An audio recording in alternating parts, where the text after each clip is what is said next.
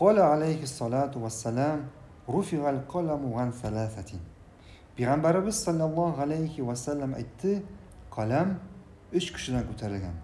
Yani onlarga günahlar yazılmay. Yani neymi hatta yastayqiza. Birincisi uykusundan uyangaçığa kadar yuklovuşu kişiden. Ve ganil mubtala hatta yabra'a. İkincisi sihatlengençiğe kadar sınalgan, yani akıldan yazgan, jüler kişiden. Ve ganis sabi hatta yakbar. Baliq bulgançığa kadar bola bulgan kişiden. Yani üç kişiden kalem ko'tarilgan. Yani bunların günahları yazılmay. Birincisi uykudan uyangancha yıkılan kişi. Yıkılan vakitte kişiye günahlar yazılmay. İkincisi akıldan yazgan kişiye. Yani jüler kişiye günahlar çılayık yazılmay. Bundan kalem ko'tarilgan.